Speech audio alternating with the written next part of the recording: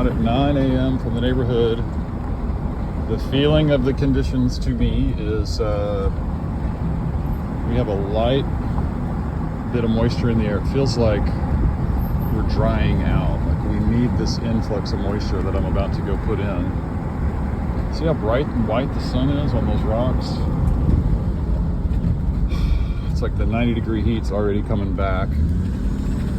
Had I been able to water earlier, I think we'd see the other, like we saw yesterday morning and afternoon, where we had golden light.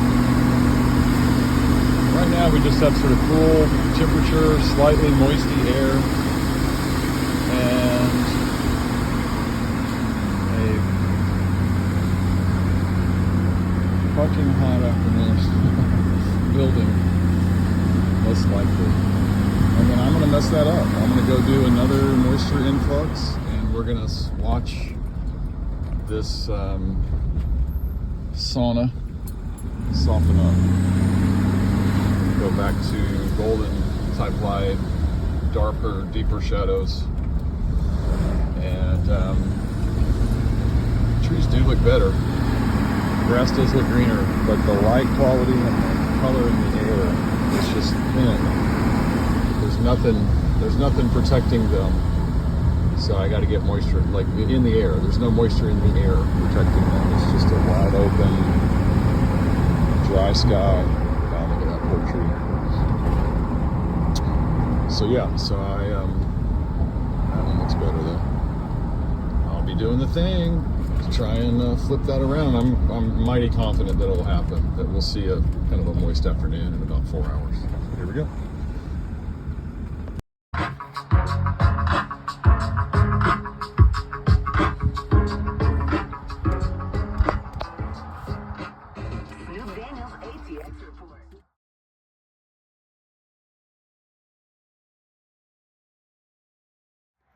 All right, good afternoon. I have been observing tree circulation these hours today. Let me try to tell you what I think I'm really seeing after years spending hours watching canopies move their limbs in various ways. And it's like a multifaceted, multi-step kind of process. And so the version I can name for you right now, but it can reorganize in how things go, is number one, when you add water, you get jerks, little jerky movements here and there. And it'll be in the lower canopy. You won't hear a breeze. You'll just, as you're standing there, something will go nearby. Like when, you have a muscle spasm or Gatorade on the coach's head, there's just an automatic kind of flex. This is wind now that we're looking at.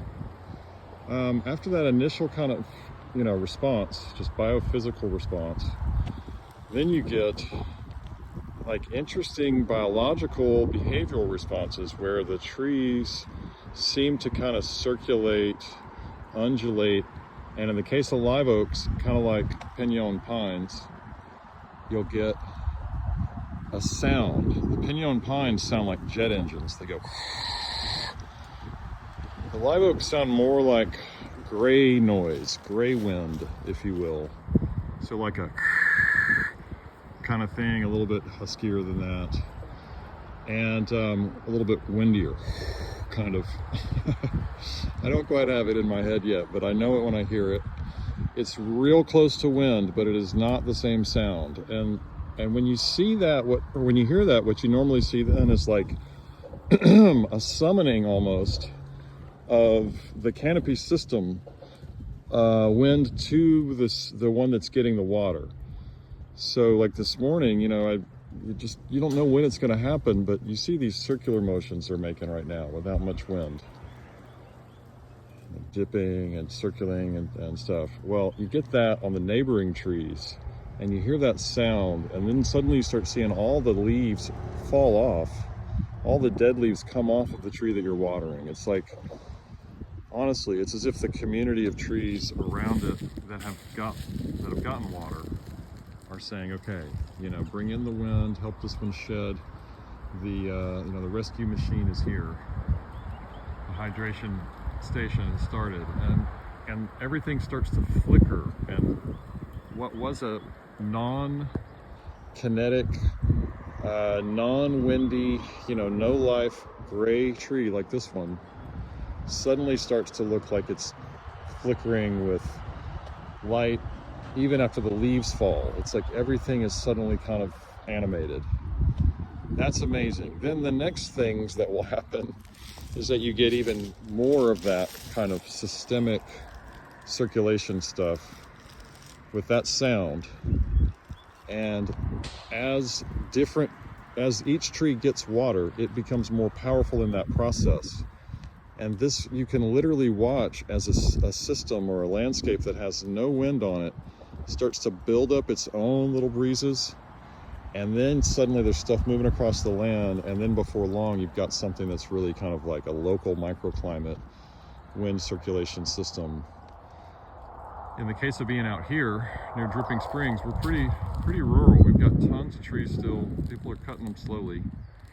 We've got tons of leaf stomata everywhere. And so once the thing starts moving, especially with these like 500-year-old live oaks, I'm guessing, because they're still here, and this place would have been ranched up 150 years ago, definitely with, you know, sort of done with it 100 years ago. And they left these big trees. So I'm guessing they were pretty big that long ago. And they've had another 100 to 150 years since. All the cedar got cut out of here, all the brush got cut out of here, so on and so forth. And that's just been maintained ever since. But when you have trees that big, trees this superlative, even when they're basically leafless, which is kind of what this whole process has been a test of, they'll green up the landscape. Again, you just see it happen. Like when I came around the corner, I just live over here. When I came around the corner, it was suddenly lusher right here in this area than anywhere else in the neighborhood, and so on and so forth. So these are lots of thoughts, but related to all of the movements you see in canopies. This stillness now reminds me of one last thing. One of the, I guess this is only the fourth or so kind of thing I'm listing on the branch movement, but one of the things that affirms for me that it is the trees doing the work is that it'll go gentle and build up. You know, the winds will get more and more intense, and then suddenly you've got like wind coming in from the atmosphere. They make the atmosphere work for them. They seem to sculpt or scoop the air sometimes, and then a wind comes. You'll see them move without sound when they're smaller. You don't really hear it. With these big ones, you hear it. And then the wind comes rushing through. That's reason number 4. And reason number 5, to finalize this long talk about it. Look how cool this thing is. Reason number 5 is they take breaks. So now it's still again, and like totally still. When I started this thing 6 minutes ago, we were kind of in the middle of a windy moment. It's like it cycles, and they move it around for a while. They move the moisture and the cool breeze around for a while, and then they all stop, get some more solar energy with their new water, and then they do it again, and you have to kind of just look and remember that all of this would have been brush. I mean, just look right across the street. You can't see through the fence line, right? It's just been chopped out here. So these 500-year-old trees, roughly speaking, were used to nothing but moisture circulation all the time up until this property got developed or this thing got ranched or whatever happened in the last couple hundred years, excuse me, or less than 200 years. Barton Creek is just down here, but Barton was only here for a few years, I think around 1850. So we're not even to 2050, right? 175 years ago. And Barton lived in town, not out here. Anyway, you get the point. These things, there would have just been brush everywhere, leaves everywhere, dead wood everywhere, leaves on the ground everywhere, insects everywhere, animals moving, animals living everywhere. Tons of poop, tons of pee, all kinds of things moving through that are biospheric and biological, like logic. They make sense for the body that is a landscape. And now what we see is a system that is capable of surviving, except that the moisture circulation has to continue. And that's what we can do with buckets or any trickle technology at the trunk. It'll get the water where it's most effective. It's like drinking with a cup through your mouth instead of pouring water on your feet or your head or your arm when you're thirsty. You want to put it where the water will get the most absorption and distribution through your physical body. And that's what the buckets and the trickle at the trunk do. So, all right, WTF. Water, trees, and forests. Thanks for watching all this. All right, it's about 1 p.m. and we just finished. Oh boy, it came in right at the end. We beat the heavy sun in terms of the air feeling sharp and like sandpaper on your skin. Now, when I'm out here in the sun, it's just warm, just real warm. But I'm telling you, before 5 minutes ago, the last 5 or 10 gallons of water in on this big one behind me, you know, I was like, I don't know. And that happens, I would say, at least 7 times out of 10, maybe 8 times out of 10. So we wrap up about 1 p.m. having watered this baby, which was just a delight to see it move. Did a talk, 8-minute video on limb movement. I was waiting for buckets to drain. These haven't been watered yet. They will be soon. They'll be more lifelike. And this was obviously the other one today. See how dark it looks? It's just by itself in extreme sun, you know. But it's powered up now with hydration. So, you know, fuck off, sun. And same with this baby. Same with that one back there that got focused last night. And this one we got, anyway, there's 4 that have already been done, and these are now 6, 5, and 6 here. And I'll be back before long, I think, because we've got a surf's up, going our way kind of thing. I need to capitalize on that, work with that, try to keep that going into the night. So I think I'll be back. I'd like to come right back, but I probably have to take a break. Anyway, be back in a bit. It just looks incredible coming back in. It's like golf course green all of a sudden. The yellow, brown leaves are turning yellow, green, green, yellow. Stuff that wasn't dying of thirst is bright and deep in its color. It's just a real upward spiral in this place. There's water right on the other side of that fence. So, man, wow, holy cow. Just every time you come through, it's like born again. Pretty exciting. All right, so on to the next thing.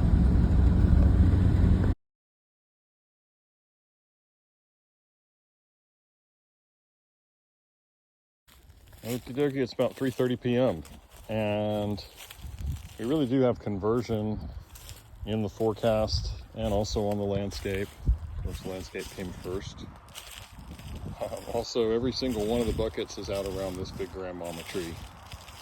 So glad I got to come back here. It's just really can't tell what a magnificently large grandma creature she is here. So hundreds of years of being a Texas native before us, and yeah, currently under a ton of stress from being, I think we're something like 15 inches low on, 50 inches low on average annual rainfall now, if you compile or compound the deficit each year, year on year since 2020. So 5 years, or like a year and a half, nearly 2 years behind. So it's a real joy to get to help. And that's the first tree we started with. Looks really good now. See how dark the trunk is. Good dark green in the yellowness. Gonna add some more water to this baby over here in a second, close to the house. And I got to do that one too the other night. I'm overflowing, so we got one there.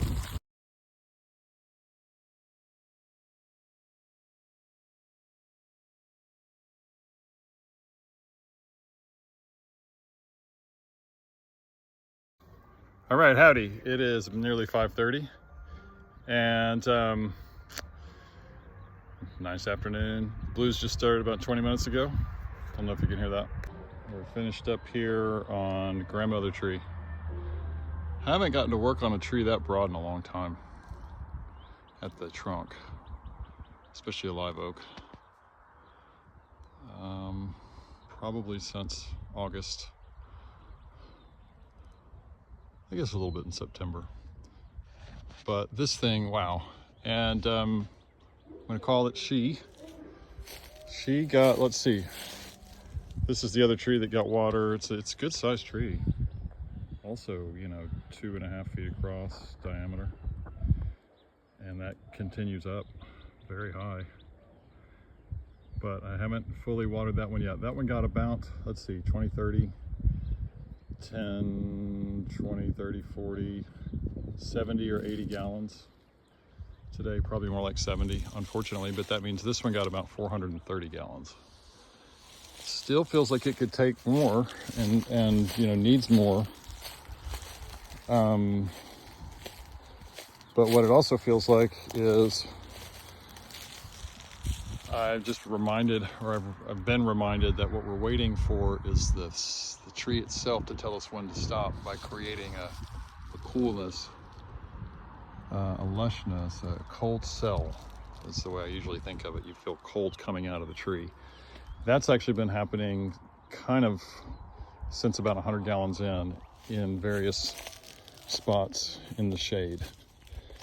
And then of course I chose to water in the hottest part of the day.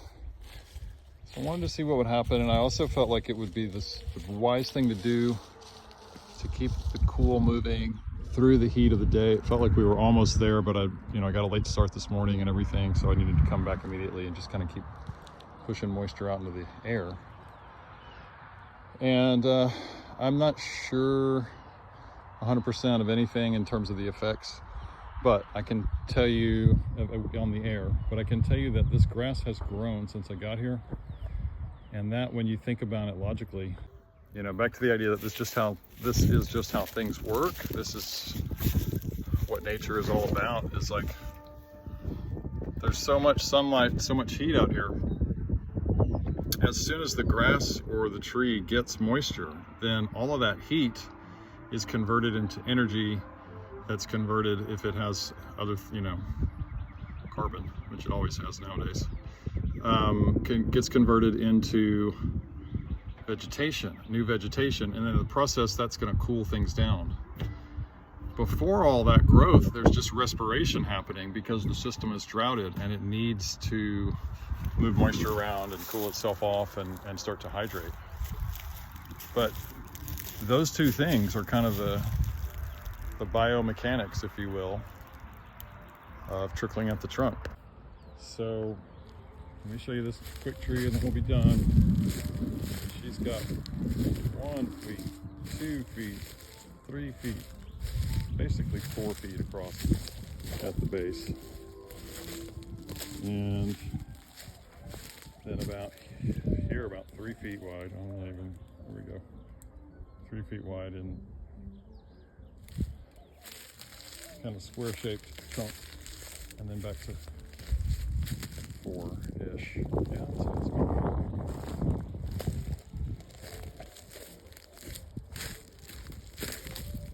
And back to tree again, so quite a tree. And I think it's going to work. I think we'll have locked in transpiration dome fighting the afternoon sun, bringing us more stuff. Now tomorrow the forecast flipped from full sun every single day of the next 10 days to now a lot of cloudy over the next 10 days. So I think we have the trees to thank for that. And what's just always amazing is it's a small amount of water compared to what we're used to in like a swimming pool or something like that. It's a ton of water for a rain, because by trickling right at the trunk, it's like you're giving the water where it's going to be best absorbed, but you're doing it over 2-3 hours. Drip, drip, drip, drip, drip, with some splashes in there. This is like the world's best rain, where it just goes on and on and on and on, like an IV, you know, like an IV for a couple hours.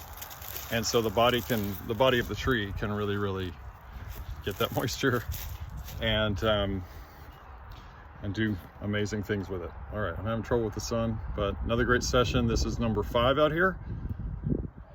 I think we could do 10 and just might go through that way. I might also do 7 or 8 and then do a couple more in the neighborhood before I stop, but I think it's going to be 10. And we're actually moving towards rainmaking, but we've got a long way to go because there's nothing in the sky right now.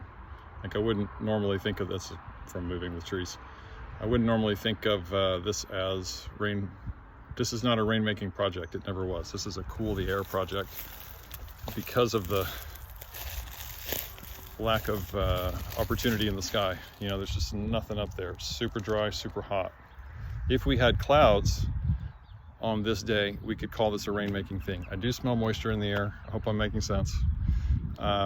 That's it. All right, see you tomorrow, maybe before the sun comes up.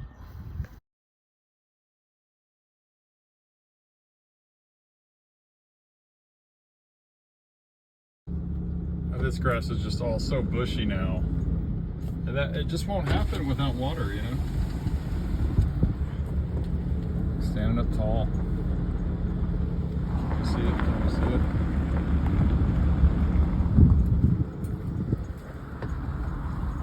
It was a brown, you know, going, gone, and now it's fluffy and green. Wow, Zowie.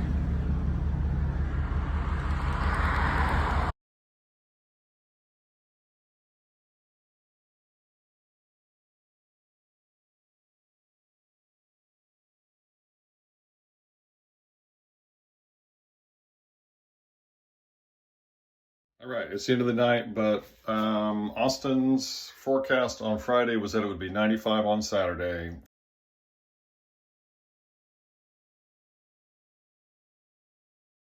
And the forecast on Saturday was that it would be hot today.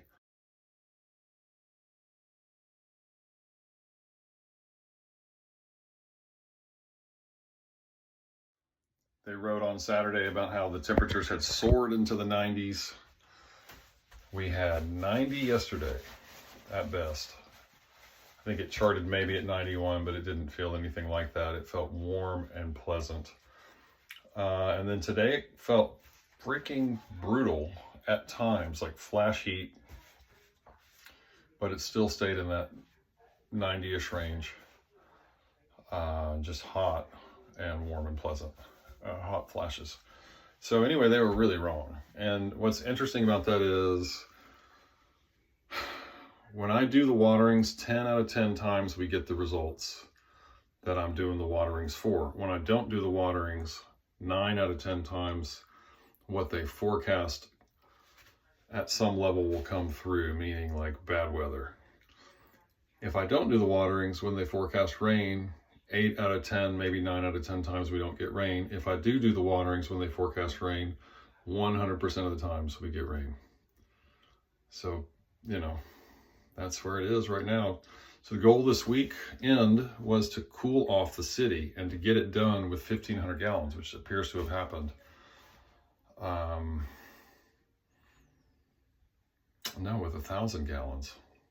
Friday night, Saturday morning, and then I went back yesterday evening and again this morning and this afternoon. But It was super effective Friday night and Saturday morning. So anyway, blah, blah, blah. Keeps happening.